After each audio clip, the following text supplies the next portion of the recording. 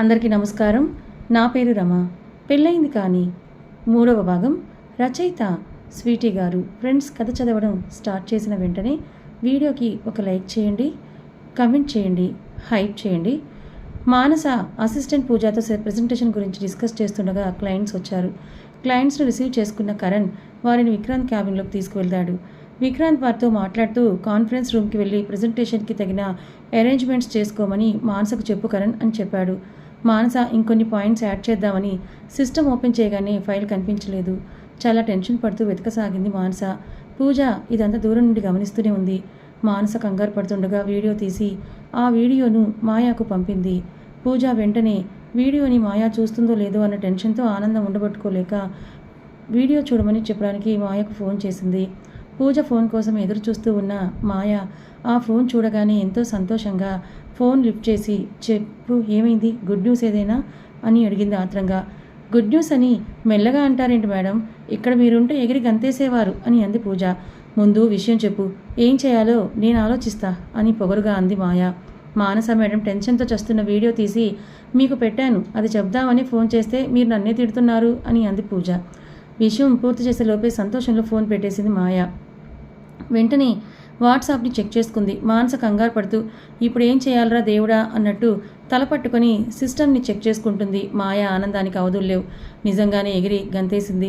ఇప్పుడు నేను విక్రాంత్ దగ్గరికి వెళ్ళాలి, ఈ ప్రాజెక్ట్ చాలా ఇంపార్టెంట్ విక్రాంత్కు. అది తెలిసి ఎందుకింత కేర్లెస్గా ఉన్నావని మాయను తిట్టాలని అది నేను చెవులారా వినాలి. వీలైతే కోపాన్ని ఇంకా పెంచి వాళ్ళిద్దరిని విడదీయాలి అని అనుకుంటూ సంతోషంగా విక్రాంత్ ఆఫీస్కు బయలుదేరింది. మానస్ ఇంకా కాన్ఫరెన్స్ రూమ్కి రాకపోయేసరికి ఏమైందో అని అడిగేందుకు మానస క్యాబిన్లోకి వచ్చిన విక్రాంత్ మానసను చూసి, ఏంటి మానస ఇంత టెన్స్డ్గా ఉన్నావు, ఫ్రీగా ఉండు అని ఇందాకేగా చెప్పెళ్ళాను, బీ కూల్ అంటూ తను నవ్వించేందుకు ప్రయత్నించాడు. కానీ మానస మూడ్ మారలేదు.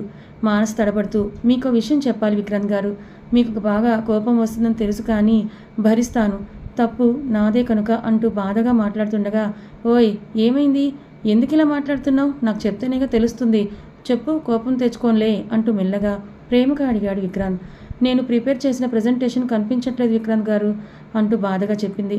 వెంటనే ఏంటి కనిపించట్లేదా అంటే అని సీరియస్గా అడిగాడు.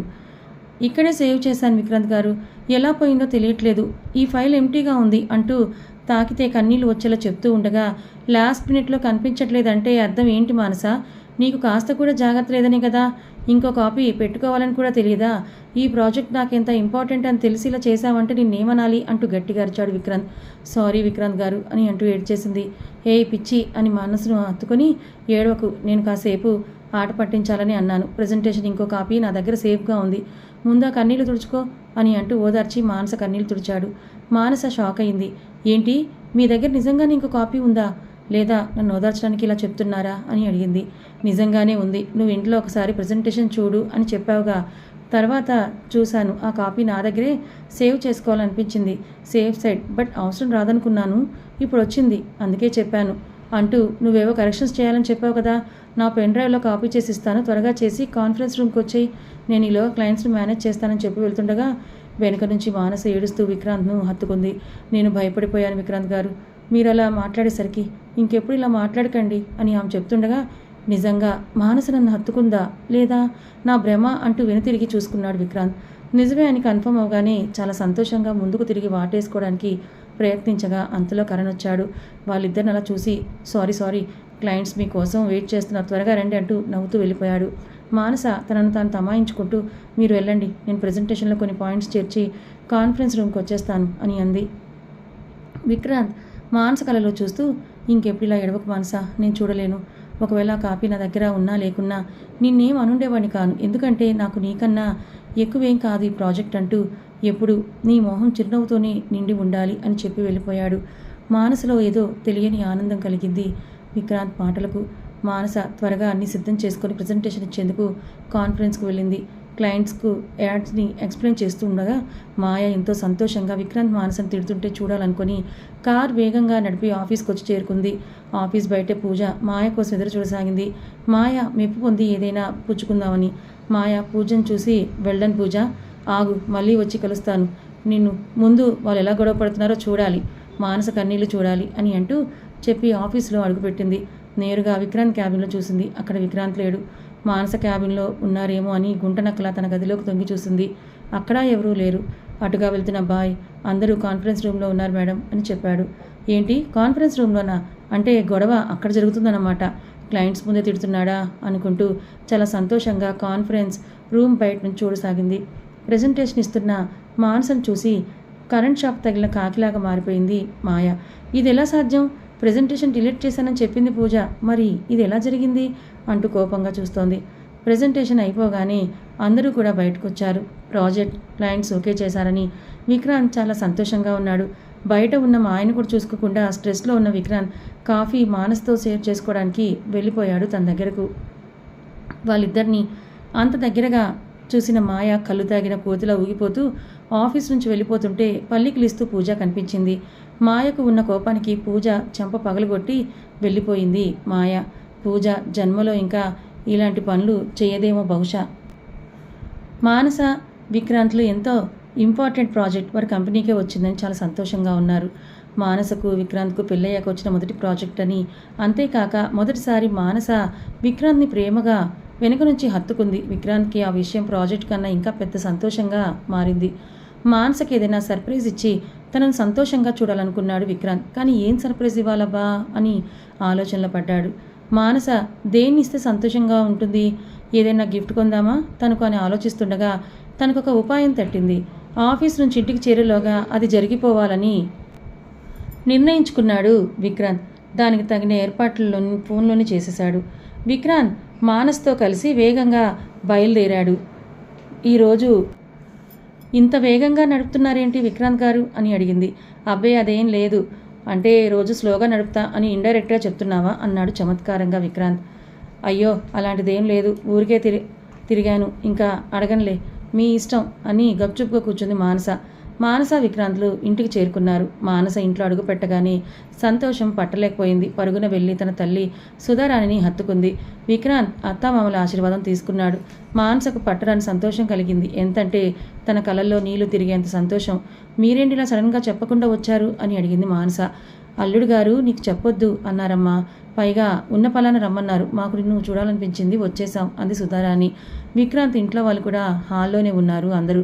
సోను ఆంటీ, ఓ మానసకు సర్ప్రైజ్ ఇచ్చావా యూ క్యాటీ అని అంది. ఈసారి ఆ వర్డ్ నిఘంటుపోయిన విక్రాంత్కే చిక్కలేదు. యూ నాటీ విక్రాంత్ గారు అని అంది మానస. విక్రాంత్ ఓ నాటీనా అని అంటూ ఊపిరి పీల్చుకున్నాడు. అందరూ నవ్వుకున్నారు. మానస వాళ్ళ అమ్మా నాన్నతో చాలా సంతోషంగా స్పెండ్ చేసి వాళ్ళని ఇంటికి సాగనంపింది. మానస విక్రాంత్కు కృతజ్ఞతలు చెప్పాలని తనను హాల్ మొత్తం వెతికింది. ఎక్కడా కనిపించలేదు. గదిలో ఉన్నాడేమో అని వెతికింది, అక్కడ కూడా లేదు. సరే ఇక డ్రెస్ చేంజ్ చేసుకుందామని డ్రెస్ కోసం దాని రాక్ ఓపెన్ చేసింది. అక్కడ ఒక బాక్స్ కనిపించింది. అది జ్యువెలరీ బాక్స్లో ఉంది. ఈ రాక్లోకి ఎలా వచ్చింది అని తీసి చూడగా డైమండ్స్ పొదిగిన నెక్లెస్ ఉంది. అది చూసిన మానస ఇది విక్రాంత్ గారి పనే అయి ఉంటుంది. ఎక్కడున్నారీనా? కింద లేరు, బెడ్రూమ్ లేరు అని బాత్రూంలో ఉన్నారా? కానీ షవర్ సౌండ్ ఏమి వినిపించట్లేదే అనుకుంటూ వెళ్ళింది. బాత్రూమ్ తలుపు తొయ్యగానే లాక్ చేసి లేకపోవడంతో తెరుచుకుంది. ఆ సౌండ్ విని ఒంటికి సోప్ రుద్దుకుంటున్న విక్రాంత్ చేతిలో నుంచి సోప్ జారిపోయింది. మానస ఆ స్లోప్ మీద స్లిప్ అయి జారుకుంటూ వెళ్ళి విక్రాంత్ మీద పడింది. విక్రాంత్ మానసను పడిపోకుండా గట్టిగా తన నడుము పట్టుకొని బ్యాలెన్స్ చేశాడు. కాసేపు ఇద్దరు అలానే కళ్ళల్లోకి కళ్ళు పెట్టి చూస్తూ ఉండిపోయారు. సడన్గా షవర్కి చేయి తగిలి నీళ్లు రావడం మొదలయ్యాయి. ఇద్దరూ తడిచిపోయారు. మానస కుదురుగా నిలబడాలని ప్రయత్నిస్తూ ఉండగా విక్రాంత్ పెదవులు మానస చెంపను తాకాయి. మానస అక్కడి నుంచి బయటకు వచ్చేసింది. బెడ్ మీద కూర్చొని ఊపిరిని బలంగా పీల్చుకుంటూ వదులుతూ ఉంది. కాసేపు మైండ్ అంతా బ్లాంక్ అయిపోయింది మానసకు. విక్రాంత్ స్నానం ముగించుకొని బయటకు వచ్చాడు. మానస తను రాగానే స్నానం గదిలోకి తీరేసింది. మానస ఫ్రెష్ అయి బయటకు వచ్చేంత వరకు వెయిట్ చేశాడు విక్రాంత్. తను వచ్చాక ఇద్దరూ కలిసి కిందకు వెళ్లారు. అప్పుడే అడగాలనుకుంది, ఏంటి సర్ప్రైజ్లు, ఎందుకు ఇవన్నీ అని. అందరూ ఆగిపోయింది. తన గదిలోకి వచ్చాక ఉండబట్టలేక అడిగేసింది, ఈ నెక్లెస్ ఏంటి, ఎందుకు ర్యాక్లో పెట్టారు, ఎవరి కోసమని.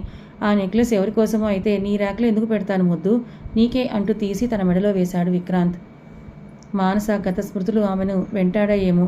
బహుశా కలల్లో నీళ్లు తిరిగాయి, కానీ ఆపుకుంది. ఇవన్నీ ఎందుకు విక్రాంత్ గారు ఇప్పుడు అని అంది. మొదటిసారి నా లైఫ్ ఒక ఇంపార్టెంట్ ప్రాజెక్టును సొంతం చేసుకుంది.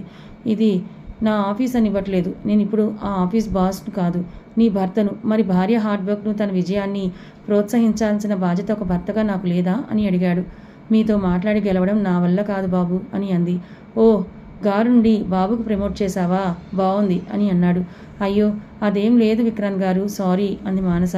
నువ్వు ఇలా పొద్దుకు సారీలు పూరీలు చెప్పకు, కనీసం పూరీలు వేసినా తిని అరాయించుకోలేము కానీ సారీలు మాత్రం విని సహించలేను, ప్లీజ్ చెప్పకు మానస అన్నాడు చిన్నపిల్లాళ్ళ మారం చేస్తూ. విక్రాంత్ అలా చూస్తుంటే మానసకు నవ్వొచ్చేసింది. ఆఫీస్లో చూసి అగ్రెసివ్నెస్, ఇంట్లో చూస్తే అమాయకపు చిన్నపిల్లాడి మనస్తత్వం, ఏమైనా సంబంధం ఉందా అని అనుకుంటూ, సరే విక్రాంత్ గారు ఇంకా సారీ చెప్పనులేండి. ఈరోజు మీరు మా అమ్మ నన్ను పిలిచినందుకు చాలా హ్యాపీగా ఉంది. ఇన్ని రోజులు వాళ్ళకు దూరంగా ఎప్పుడూ ఉండలేదు నేను అని అంటూ థ్యాంక్స్ చెప్పుకుంది. మరి నెక్లెస్ నచ్చలేదా, దాని సంగతి ఏం చెప్పలేదు అని అడిగాడు విక్రాంత్. ఎందుకు నచ్చలేదు, చాలా బాగుంది మీ సెలెక్షన్ అని అంది మానస. ఇప్పుడు వెంటనే విక్రాంత్ అందుకేగా నిన్ను చేసుకుంది అని అన్నాడు. మాయా ఏదో ఒక గొడవ పెట్టి విక్రాంత్ని విడగొట్టాలనుకుని ప్రయత్నించిన ప్రతిసారి విఫలం అవడంలో తనలో ఇంకా కసి పెరిగింది. సరికొత్త పథకం వేసింది. కొంతమంది రౌడీలు తనని కలిసేందుకు ఒక నిర్మానుష్య ప్రదేశానికి రాగా వాళ్ళకు డబ్బిచ్చి ఫినిష్ చేసేయండి అని చెప్పి ఒకరి ఫోటో ఇచ్చి కారులో వెళ్ళిపోయింది. రౌడీలు ఆ వ్యక్తిని చూసి సౌమ్యంగా ఉన్నాడు, ఎందుకు ఏమి చంపాలనుకుంది, సరే మనకెందుకు, మన డబ్బులు మనకు వచ్చాయిగా, ఎలాగో అమాయకుడిలాగే ఉన్నాడు, పని తేలికైపోద్దులే అని అనుకున్నారు. మాయ ఇంటికి వెళ్తూ, ఈరోజు ఆ రౌడీల చేతులు తప్పించుకోలేవు కరణ్, ఎప్పుడూ విక్రాంత్కు నాకు మధ్య అడ్డుగోడలానే నిలుస్తావు, ఈ రోజుతో నీ పని అయిపోద్దంటూ నవ్వుకుంది మాయ. రౌడీలు కరణ్ను డైరెక్ట్గా అటాక్ చేయకుండా కార్ యాక్సిడెంట్లా ప్లాన్ చేస్తే ఎవరికీ అనుమానం రాదు, వాడు చస్తాడు అనుకొని కరణ్ డీటెయిల్స్ని కలెక్ట్ చేయడం మొదలుపెట్టారు. కరణ్ విక్రాంత్ ఇంటికి వెళ్ళి, ప్రాజెక్ట్ రిలేటెడ్ నేను వైజాగ్ వెళ్ళాలి, దీనిలో నీ సైన్ కావాలంటూ విక్రాంత్ సైన్ తీసుకొని మరియు ఇంట్లో వారితో మాట్లాడి ఇంట్లో వారి దగ్గర నుంచి ఫోన్ వచ్చేసరికి హడావిడిగా బయలుదేరాడు కరణ్. తీరా చూస్తే కార్ పంచర్. విక్రాంత్, నా కార్ తీసుకెళ్ళు, నీ కార్ డ్రైవర్ చేత బాగు చేయించి ఆఫీస్కి నేను తీసుకొస్తా అని చెప్పి తన కార్ని కరణ్కి ఇచ్చాడు. డ్రైవర్ని పిలిచి కరణ్ కార్కు టైర్ మార్చమని చెప్పి వెళ్ళి ఆఫీస్కి రెడీ అవుతుండగా వసుంధర మానసని పిలిచి, ఈరోజు మీ ఇద్దరు ఆఫీస్కి వెళ్ళొద్దు, ఇంపార్టెంట్ ఫంక్షన్ ఒకటి అటెండ్ అవ్వాలని చెప్పింది. మానస అలాగే అత్తయ్య అంటూ తమ గదిలోకి వచ్చి విక్రాంత్కి విషయం చెప్పింది. విక్రాంత్, ఫంక్షన్ ఈవినింగ్ అయితే మనం ముందే ఎందుకు వెళ్ళడం అన్నాడు. అత్తయ్య చెప్తున్నారంటే చాలా దగ్గర బంధువులై ఉంటారు కదా అని అంది మానస. అవును, మా అక్క హస్బెండ్ చెల్లెలు, పెళ్ళికి ముందే వెళ్ళకుంటే అది ఏడుస్తుంది, కానీ నాకు వర్క్ ఉంది, సరే మీరు వెళ్ళండి, ఆఫీస్లో ఇంపార్టెంట్ వర్క్ ఉంది, అది చూసుకొని నేను వచ్చి జాయిన్ అవుతానని చెప్పాడు. సరే త్వరగా వచ్చేయండి అని చెప్పి ఫంక్షన్కి వెళ్ళేందుకు రెడీ అయ్యేందుకు వెళ్ళింది మానస. విక్రాంత్ కిందకి వెళ్ళేసరికి driver, Karan sir car ready అయిపోయింది సార్ అని చెప్పాడు. విక్రాంత్ కరణ్ కార్లోనే వెళ్ళాడు ఆఫీస్కి. రౌడీలు కరణ్ డీటెయిల్స్ అన్నీ కలెక్ట్ చేసి పెట్టుకొని లారీతో రెడీగా ఉన్నారు. విక్రాంత్ కారులో వస్తుండగా అది కరణ్ కార్ అని గుర్తించి లోపల ఎవరున్నారో కూడా చూసుకోకుండా మాయా పురమాయించిన రౌడీ ఎదురుగా లారీతో రెడీగా ఉండి కార్ దగ్గరకు రాగానే లారీతో వేగంగా ఢీకొనగా కార్ తుక్కు అయిపోయింది. లారీ అతను ఇక ఆపకుండా వెళ్ళిపోయాడు. అటుగా వెళ్తున్న కొందరు వ్యక్తులు కార్ని చూసి పోలీసులకు చెప్పగా పోలీసులు అక్కడికి చేరుకున్నారు. కార్ పరిస్థితిని చూసి ఈ కార్ డ్రైవ్ చేసిన వ్యక్తి బ్రతికే అవకాశం లేదు అనుకుంటూ కారులో చూడగా మనుషులే లేరు. కార్ నెంబర్ చూసి ఆర్టీఓ ఆఫీస్లో అడ్రస్ కనుక్కొని కరణ్ ఇంటికి ఫోన్ చేయగా విషయం తెలుసుకున్న కరణ్ ఆ కార్ విక్రాంత్ తీసుకెళ్లడని అనుమానం వచ్చి అక్కడికి పరిగెత్తుకుని వెళ్ళాడు. కానీ విక్రాంత్ అక్కడెక్కడా కనిపించలేదు. కరణ్ కంగారుగా విక్రాంత్ ఇంటికి ఫోన్ చేసి విషయం చెప్పగా ఇంట్లో వాళ్ళంతా అక్కడికి చేరుకున్నారు. మానస మనసులో ఏదో అలజడి, నన్ను పెళ్లి చేసుకున్నందుకే విక్రాంత్ గారి పరిస్థితి అనుకుంటూ కన్నీళ్లతో నిండిన కళ్ళతో విక్రాంత్ను చూసేందుకు తప్పిస్తుంది. విక్రాంత్ డ్రైవ్ చేసిన కార్ తుక్కుతుక్కై ఉంది. డ్రైవ్ చేసిన అతను కారులో కనిపించలేదు అంటూ చెప్పిన పోలీస్ మాటలు విని అక్కడికక్కడే కుప్పకూలిపోయింది మానస. విక్రాంత్ ఇంట్లో వాళ్ళందరూ విక్రాంత్ ఏమైపోయాడని కంగారు పడుతుండగా పక్క నుంచి మెల్లగా మూలుగుతున్న శబ్దాలు వినిపించసాగాయి. వెళ్ళి చూస్తే విక్రాంత్ అక్కడ చిన్న గాయాలతో చలనం లేకుండా పడి ఉన్నాడు. విక్రాంత్ను వెంటనే హాస్పిటల్లో జాయిన్ చేశారు. డాక్టర్ పరీక్షించి ఏం పర్వాలేదు, చిన్న గాయాలే, కాస్త కాలు ఫ్రాక్చర్ అయింది, నడవాలంటే కొద్దిగా టైం పడుతుంది, ఎవరైనా దగ్గరుండి చూసుకుంటే సరిపోతుందని చెప్పారు. మానస ఇంట్లో వారు కూడా విషయం తెలిసి హాస్పిటల్కి చేరుకున్నారు. విక్రాంత్కు బాగానే ఉందని తెలుసుకొని సంతోషంగా ఉన్న ఈ ఘటనతో మానసిక పరిస్థితి మళ్ళీ ఎలా మారుతుందో అని వారి మనసు కలవరపెట్టసాగింది. ఈ యాక్సిడెంట్ మళ్ళీ తన గతాన్ని గుర్తు చేసినట్లుంటుంది. అందుకే నా కూతురికి ఈ పరిస్థితి అని ఆలోచిస్తున్న సుధారాణి కన్నీరు పెట్టుకుంది. పెళ్ళై ఎన్నో వేల సంతోషాలు మదిలో నింపుకొని పెళ్లి బట్టలతో వెళ్తున్న మానస ఆనందులు కొత్త జీవితం మొదలవుతుందని సంతోషంగా వెళ్తుండగా ఒక యాక్సిడెంట్ జరిగి ఆనంద్ అక్కడికక్కడే మరణించాడు. స్వల్ప గాయాలతో బయటపడ్డ మానస కాళ్ళ పారాన ఆరకముందే తన ఐదోతనం మంటగలిసిందని తెలియక హాస్పిటల్ బెడ్పై స్పృహ లేకుండా పడి ఉన్న ఆమెకు చెవిలో అయ్యో ఆనంద్, మమ్మల్ని వదిలి వెళ్ళిపోయావా అంటూ రోధిస్తున్న అతని తల్లిదండ్రుల స్వరం వినిపించగా ఉలిక్కిపడి ఏమండి అని లేచిన మానస ఆనంద్ను రక్తపు మడుగులలో చూసి కళ్ళు తిరిగి పడిపోయింది. అలా పిచ్చిదైపోయిన మానసను చూస్తూ ఏమీ చేయలేని దయనీయ పరిస్థితిలో ఉండిపోయారు మానస తల్లిదండ్రులు. మానసకు గత స్మృతులు గుర్తుకొచ్చి గట్టిగా ఏమండి అని అరిచింది. మానస కళ్ళు తెరవగానే పక్క బెడ్లో విక్రాంత్ని చూసి సంతోషించింది. తనకేం కాలేదని సంబరపడింది. మాయకు రౌడీలు పని పూర్తయింది మేడం, వాడు వెళ్తున్న కారును లారీతో గుద్దించి తుక్కు చేశాను అని చెప్పగా కరణ్ చచ్చుంటాడని సంతోషించి ఇంట్లో గెంతులు వేస్తున్న మాయకు తన తండ్రి నువ్వేంటిది సంతోషంగా ఉన్నావు, నీకు విషయం తెలీదా అని అడిగాడు. కరణ్ చచ్చాడని చెప్తాడేమో విని ఆనందిద్దాం అనుకుంది మాయ. చెప్పు డాడీ, ఏమైంది అని అడిగింది మాయ. మాయ తండ్రి విక్రాంత్కి యాక్సిడెంట్ అయిందంట, నీకు తెలియదా అని అడిగాడు. కరణ్కి అయి ఉంటుంది, విక్రాంత్కి కాదు డాడ్ అని ఎంతో కాన్ఫిడెంట్గా. విక్రాంత్కి అయిందంటే కరణ్కి అంటావేంటి బేబీ, ఇప్పుడే విక్రాంత్ నాన్న ఫోన్ చేశాడు, అక్కడికే వెళ్తున్నారా అనగాని మాయ ముఖంలో నెత్తురు చుక్కలేదు. విక్రాంత్కి యాక్సిడెంట్ ఎలా అయిందా అని ఆలోచిస్తూ వేగంగా హాస్పిటల్కి బయలుదేరింది. హాస్పిటల్లో మాయ కార్ పార్క్ చేస్తుండగా విక్రాంత్ కార్ కనిపించింది. కార్కి యాక్సిడెంట్ అయినట్టు ఏం లేదనుకుంటూ హాస్పిటల్ లోపలికి వెళ్ళింది. విక్రాంత్ గది బయట ఉన్న కరణ్ను చూసి ఆశ్చర్యపోయింది. వెధవలు కరణ్కి యాక్సిడెంట్ చేయబోయి విక్రాంత్ చేశారా, అయినా అదెలా సాధ్యం అనుకుంటూ గదిలోకి వెళ్ళబోయింది. లోపల గాయాలతో ఉన్న విక్రాంత్ పక్కనే కూర్చొని ఉన్న మానసను చూసి మాయ రగిలిపోయింది. విక్రాంత్ బాగానే ఉన్నాడని సంతోషంగా ఉన్నా మానసతో మరింత దగ్గరగా ఉన్నాడని బాధతో వాళ్ళని అలా చూడలేక అక్కడి నుంచి వెళ్ళిపోయింది. విక్రాంత్ యాక్సిడెంట్తో మానస మనసులో చోటుని సంపాదించగలడా? తర్వాత ఏం జరగబోతుంది తెలుసుకోవాలనుకుంటే ఛానల్ని ఫాలో అవ్వండి. కథ నచ్చితే లైక్ చేయండి. Thank you so much.